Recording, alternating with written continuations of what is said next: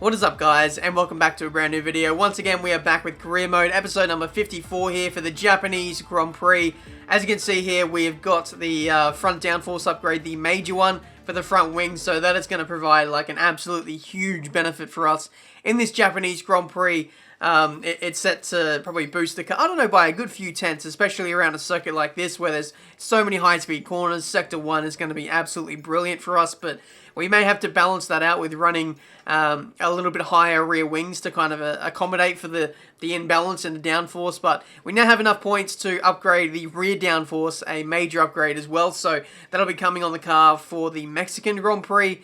So we'll see how that goes. But in terms of the engines, we're chucking in a few newer parts to hopefully vault us up the field. We're getting towards, you know, the business end of the season now. We're starting to, you know, really run through all of our power units, and it's very crucial for me to make sure that I can get through the season without running out of parts. But anyway, here we are in qualifying 2. It started raining. Q1 was a bit of a breeze in the dry conditions, but whenever it starts raining, it's just a whole new kettle of fish. So yeah, it took a little bit of time to get used to it. We had a little bit of a moment through 130R.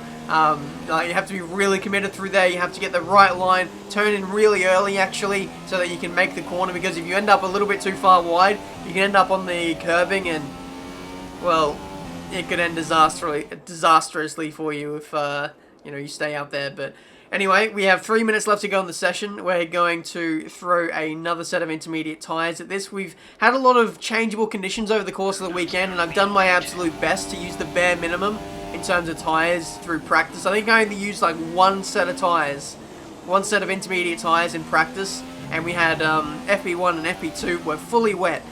So I had to get through a lot of running on one set of tyres, and I knew that I had to save them for the rest of the weekend because it was going to be raining, but not only qualifying, but the race as well. So yeah, we're using our final brand new set of intermediate tyres here, and you can see it's providing a pretty big benefit so far. 3 tenths up as we go through the first sector split. We're in 8th place at the moment, so hopefully this can be a lap that puts us somewhere near the top. It's actually raining a little bit heavier than what it was at the start of the session, but new intermediate tyres are OP. We're going purple to the first sector, which is great to see. Through the hairpin, really slow through here, try and minimize the wheel spin. I'm staying in 3rd gear and then shifting up early to 4th just to dull the revs and make sure that we get through here cleanly, you know, without spinning out or anything like that. Kimi Raikkonen sets the fastest up of the Grand Prix, 1 minute 40.8. We're set to probably match that so far as we're a second up. So as long as we can hold on to this and maybe even gain a little bit of time through the final chicane, we could potentially be on pole for the first time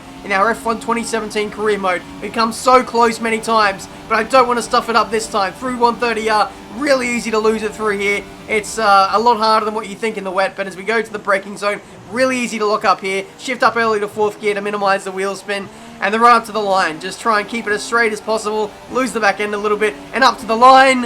It is pole position. Finally, we have a pole position in this F1 2017 career mode, and it's come in very tricky intermediate conditions. Fernando Alonso was really close as well, just under 3 tenths away, so that is ridiculously close for the top 8 cars, all separated by 4 tenths.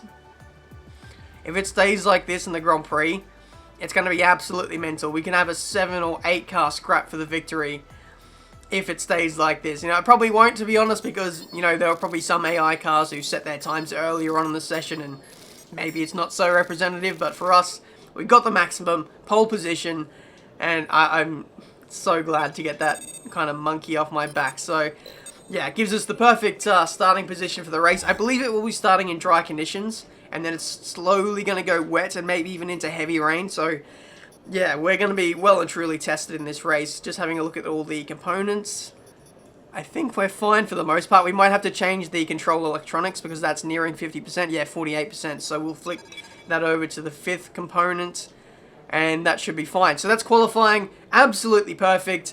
Time for the race, where hopefully we can get race win number 6. Number 6. Let's do this.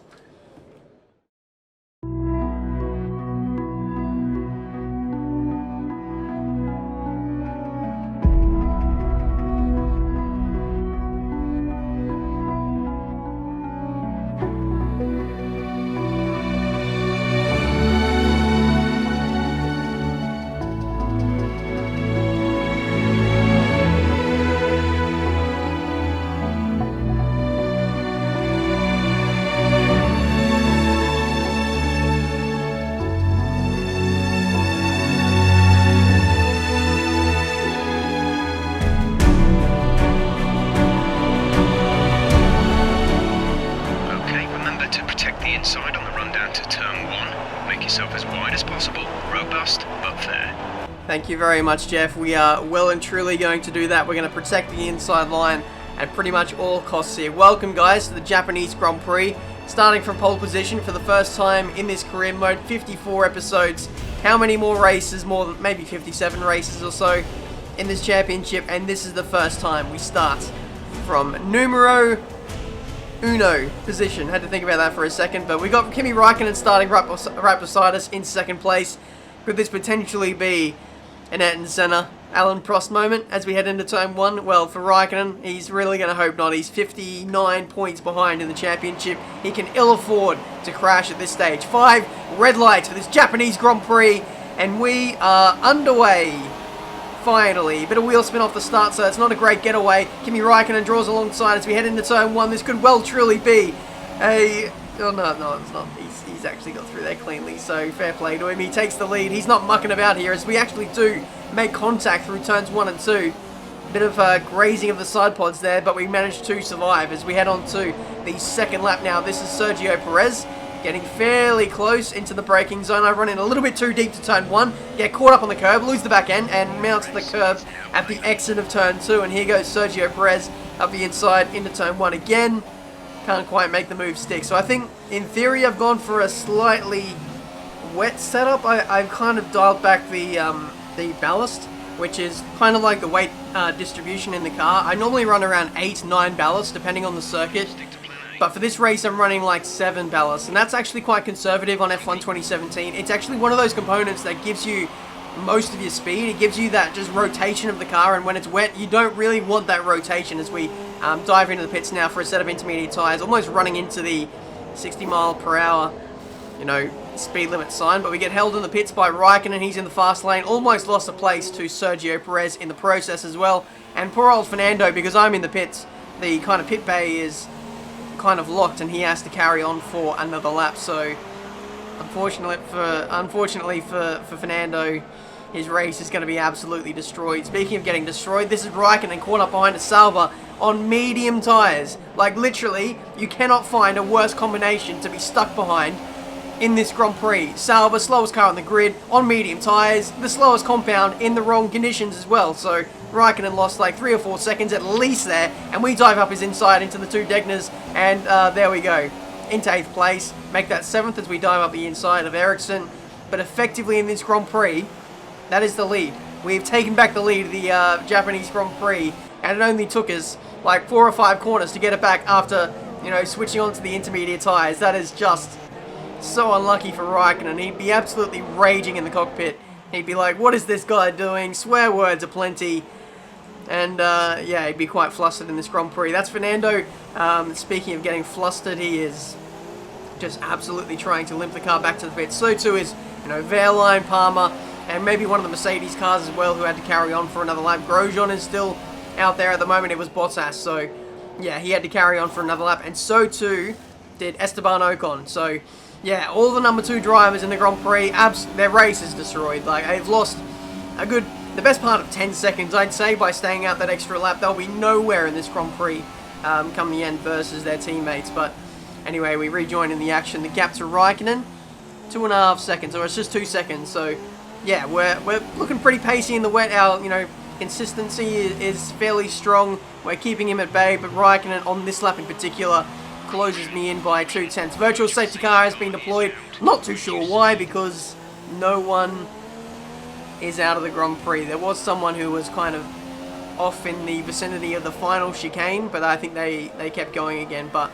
we cut back to the action. Räikkönen managed to gain a little bit of time after the virtual safety car ended. I left a little bit of time on the table in regards to the delta, so Räikkönen gained about half a second to a second there. Bit unfortunate, but Hamilton finds his way into 3rd place finally after a bit of a sluggish start to this Grand Prix. We get caught up on the curb. We've spun out at the final chicane, and this is going to be us losing the lead of this Japanese Grand Prix. I don't know how we kept it out of the barriers there, but we were like we weren't under pressure. We were just running through 130R, and I said if you miss the apex of 130R, if you don't turn in too early enough, this is what happens. You get caught up on the curb, and there's no grip there. We tried to correct, but I think we just overcorrected a little bit, got on the gravel, and then spun back into the infield, and Räikkönen has only just missed us as well, by the way, so That could have been championship over for Raikkonen if he would have made contact there. He wouldn't have run the race. He wouldn't be in any position to win the race. He like absolutely needs to win this one. And if he would have hit me right there, championship would have been over. But anyway, we carry on. His championship pretty much is over. 59 points behind. There's no way he's going to catch us. But yeah, as you can see, I just missed the line by a little bit. Got caught up on the AstroTurf and the curb. And there's no grip out there. That was pretty much all she wrote. But thankfully, as I rejoin on the track, we've only lost about 3 or 4 seconds. And a whole heap load of tyre temperature as our rear tyres feel like they're on fire now. So there's going to be a bit of tyre wear to go with that as well. But really, really lucky, in all honesty, to still be in this race and to still be as close to Raikkonen as what I am. So at this point, I've just got to compose myself, try and get the rear tyre temperatures back in check, and yeah, just press on, just try and recover as much ground as we can. But because I felt like we were fairly equal with Raikkonen. Raikkonen was catching us at some points, but team radio. These conditions don't look like they're shifting. We're predicting at least 20 minutes of heavy rainfall. Okay, that's pretty interesting. Jeff says there is 20 minutes of heavy rainfall. It doesn't look that heavy at the moment, but as is often the case, the conditions can be pretty misleading sometimes. But the virtual safety car is out, and it just so happened to perfectly time with all of the AI diving into the pits for a new set of intermediate tyres, which I feel like is a bit bullcrap, by the way, but there's nothing we can do about that. We have dropped to 19 runners in the Grand Prix, and at this point, heavy rain to stay a while. Doesn't look like it's moving anytime soon. At this point, we're caught in a really awkward position because it's set to be heavy rain. Jeff says it's raining heavily at the moment, but everyone has switched to intermediate tyres, and my current tyres are really nearing the end of their life. So I was really caught in a tricky situation. The engineer was telling me to please come in for intermediate tyres, but I was like, no, I want to wait. I want to see what's going on with the conditions. I want to switch straight onto the wet tyres if I can. And Jeff, again, is still pleading with me to dive in for intermediate tyres. I think it's getting to the point where it's dangerous and nearing a puncture, to be honest. But I was just holding out and waiting for something to happen. These conditions don't look like they're shifting. We're predicting at least 20 minutes of heavy rainfall. Bloody hell, how many updates did I do for the weather? I was really nervous at this stage. I didn't want to throw away the race. There was just so much going on, and it got to a point where I think I just have to dive in for a new set of tyres. It doesn't look like it is suitable for wet tyres at the moment, which is really weird because everyone says it's wet tyres, but I was looking on the race director and no one was on wets. Everyone was on inters, so I thought, you know, it's best off to pit now, and if it does get lighter, then we're in the clear and we can just run to the end. But I just felt like it was too risky. As weird as that sounds, to dive onto wet tyres, I still don't think it was suitable for the conditions. It has to be like monsooning just about for wet tyres to be working. Even though it is raining fairly heavily at the moment, I just don't think it's worthwhile going onto that compounded tyre. But we rejoin, I think, in like P4, P5. It is P4, right behind Fernando Alonso. So at this stage, with 7 laps to go, Fernando is on track for a podium. So I was caught in a really tough position. Do I push on and try and catch Fernando? No, don't worry about it because he's in the pits. So that thinking didn't last too long as everyone else has dived into the pits and we get the lead back at the Grand Prix. We got the lead back. Are you kidding me? I actually couldn't believe that because I thought the AI were going to stay out to the end, and I was really surprised to see that they dived in again for intermediate tyres. I thought if they were diving in, they were going to go onto wet tyres and they were going to win, but they've just kind of done a bit of a nothing strategy course. I can't really understand that. I don't know if they just stopped too early in the Grand Prix for their second stop onto intermediate tyres and they weren't able to run to the end, or whether maybe they weren't so economical on their intermediate tyres over the course of the weekend and they had more worn sets of intermediate tyres. They couldn't go far enough into the Grand Prix to do a two-stop race like I could. But Sergio Perez falls off the, not off the podium, but he falls off a second place. Raikkonen moves up to P2, but for us though, it looks like it's going to be a fairly easy win from here now. So I don't know what it is, whether it's our consistency, our strategy, or the fact that we didn't use intermediate tyres very much in practice, but it has put us in a position where we have won our 6th race of this career mode season. It's getting ridiculous now. Superb driving. That's the race win.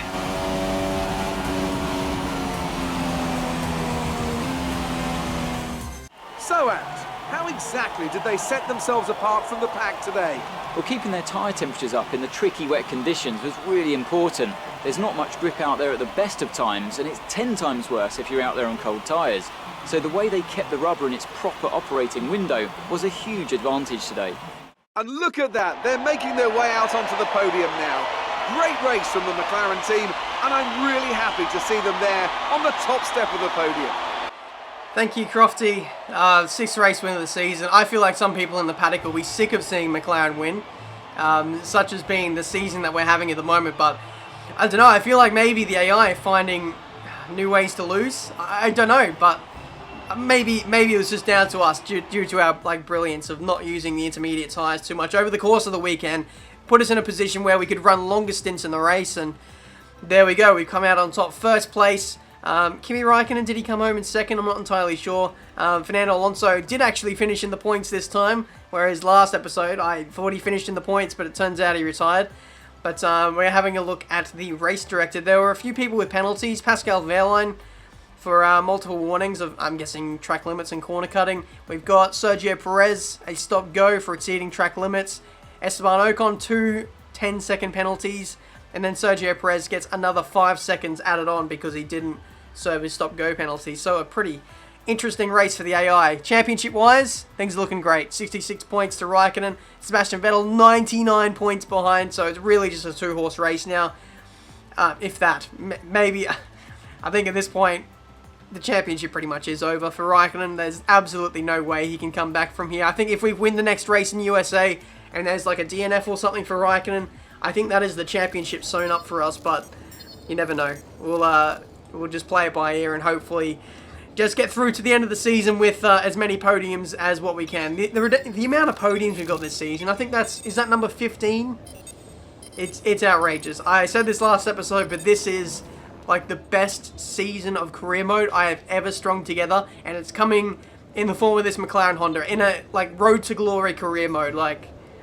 It's unbelievable. But guys, thank you so much for watching. Leave a like if you enjoyed. Subscribe to the channel if you're new. I see plenty more F1 2017 videos. At this stage, I'm leaving for the airport in about 3 hours to go to Abu Dhabi. So you'll probably see this maybe after the Abu Dhabi Grand Prix weekend is over. But hopefully you guys enjoyed the last race of the season. I think in a day or two's time, once I get back, I'll be going ham with the career mode videos to finish off this season and hopefully win the title fairly soon. Could it be in the USA? It might be in Mexico, but most likely it'll probably be in Brazil. Thank you so much for watching. Until the next race, I'll see you next time.